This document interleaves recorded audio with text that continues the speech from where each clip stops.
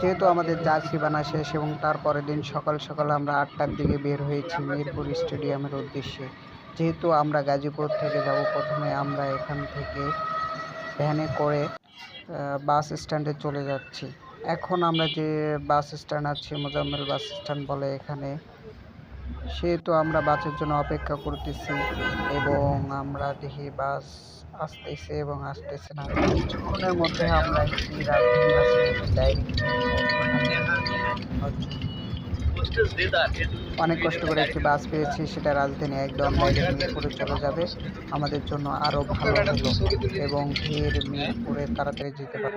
ইতিমধ্যে আমরা চলে এসেছি মিরপুর স্টেডিয়ামে। যেহেতু আমরা এখানে প্রথম এসে টিকিট পাইনি, বললো যে টিকিট সব শেষ হয়ে গেছে কালকে, সেহেতু আমরা এখন কি করি, যেহেতু অনেক দূর থেকে এসেছি, খেলা তো দেখতেই হবে।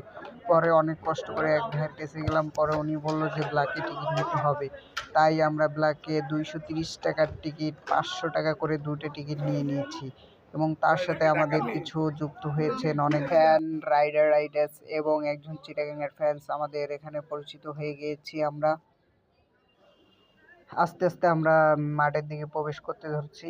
এখানে একটা জিনিস কি বিষয় জানেন, এখানে কয়েন থেকে শুরু করে আপনার যাবতীয়, আমাদের কাছে একটা ব্যাগ ছিল, ওই ব্যাগটা পর্যন্ত ভিতরে নিয়ে যেতে দেয়নি। কয়েন তো দূরে কথা, এটা তো আপনারা সবাই জানেন যে কয়েন নিতে যায় না, একটা ব্যাগ পর্যন্ত নিতে পারিনি। আমরা একটা পতাকা কিনছি, ফ্ল্যাগ, ওইটার ডান্ডিটাও লাঠিটাও তারা আমাদের কাছ থেকে নিয়ে নিয়েছে। কিসের জন্য নিচ্ছে বলতে পারি না, আমরা জিজ্ঞেস করলে বলল যে এটা দিয়ে আপনারা যদি খেলোয়াড়কে আঘাত করেন বা অনেক কিছু বলেন, এরকম আর কি। এখানে তারা আমাদের টিকিট দেখতে চেয়েছে, ওরা মনে করছিল আমরা টিকিট কাটি না, এমনি ঢুকতেছিলাম, সেজন্য আমরা টিকিট দেখিয়েছি। আস্তে আস্তে আমরা মাঠের দিকে প্রবেশ করতেছি। এখানে চেকপোস্ট, জায়গায় জায়গায় তারা চেকপোস্ট করতেছে। আমাকে একজন বলছিল যে ভিডিও করতেছে কেন, ভিডিও করা যাবে না। আমি বলছি এমনিতে আসলে ভিডিও করি না, তো এমনি কিছুক্ষণের জন্য আর কি, এই কথা বলছি।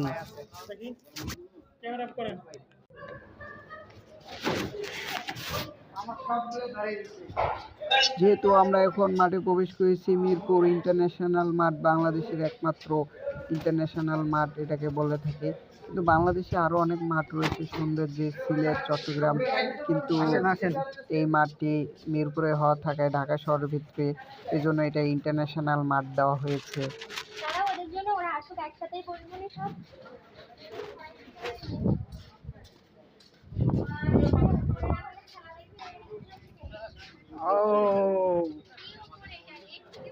যেহেতু আমরা মাঠে আগে প্রবেশ করেছি, এই জন্য দর্শক থেকে কিছু কম, ওই যে এখনো টিমমেটরা আসে নাই আমাদের, তারা টিম বাস এবং বলের তারাও এখনো আসে নাই।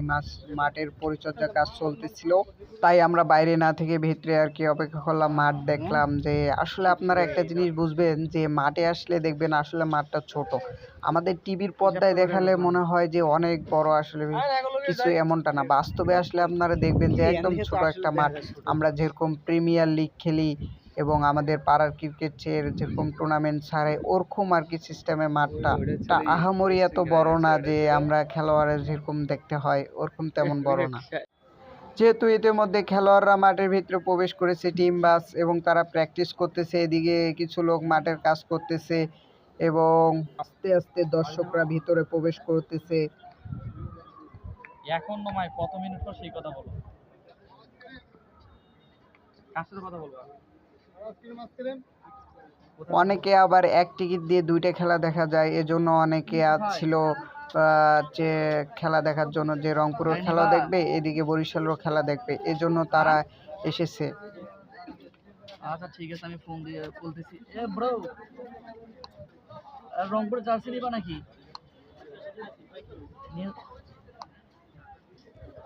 তুমি এগুলা নিয়ে যাবো। রংপুরে নিবা না কোন ইয়ার? ডাবল এক্সেল হবে না? ইতিমধ্যে কিন্তু মাঠে প্রায় দর্শক প্রায় চলে এসেছে, দেখুন এদিকে ভরে গেছে। সবচেয়ে নর্মাল টিকিটটা আমরা কেটেছি, কারণ এখানে টিকিট শেষ হয়ে গিয়েছিল। যে টিকিটটা কেটেছি সেটা রেগুলার প্রাইস হলো 230 টাকা, আমাদের কাছে তারা নিয়েছে 500 টাকা করে। বেশিরভাগ টিকিট দাম থাকায় সবাই আর কি নর্মালটাই আর কি বসে খেলা দেখার জন্য আসছে, কিন্তু ভিআইপিটা একদমই ফাঁকা থাকে। কারণ সেখানে টিকিট নেই। ওখানে দেখা যাচ্ছে ভিআইপির টিকিট কিন্তু ফাঁকা, কিন্তু তারা অথচ বলতেছে টিকিট বুকিং, মানে আর কি টিকিটটা আর কি দালালরা তারা নিয়ে আগে থেকে রেখেছে, এজন্য ভিআইপিতে লোক কম যায়। তাছাড়া টাকার বিষয়টা অন্যরকম হয়ে থাকে। যেহেতু আমাদের খেলা শুরু হয়ে গেছে প্রায়, আসলে যেহেতু আমরা এই ম্যাচটি হেরেছি,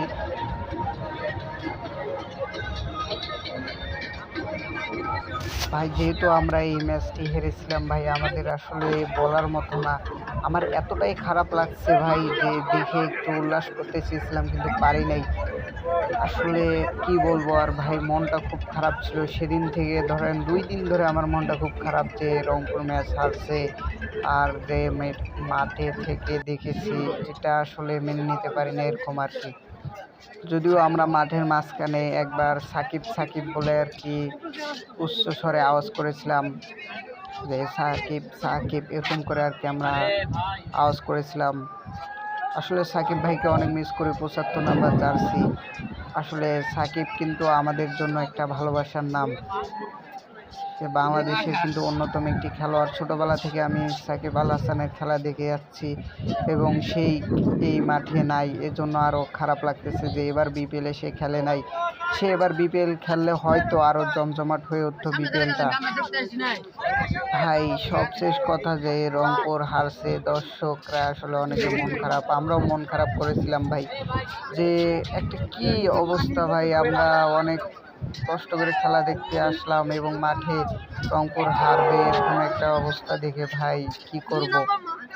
আমার বিশ্বাস করেন, আমি তো প্রথমে বলছিলাম ভাই, আমি 2 দিন মন খারাপ করে বসেছিলাম ভাই, এতটা আমি মন খারাপ করছি। আমার গার্লফ্রেন্ডের সাথে ব্রেকআপ হলেও এতটা মন খারাপ হতো না ভাই।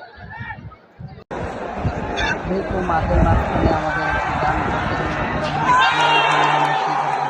এই দুঃখ নিপূরণটা পূরণের জন্য আমরা আর কি ডান্স করেছিলাম গানের তালে তালে। ভাবছিলাম যে খেলাটা আসলে অনেক দূর যাবে, কিন্তু গেল না।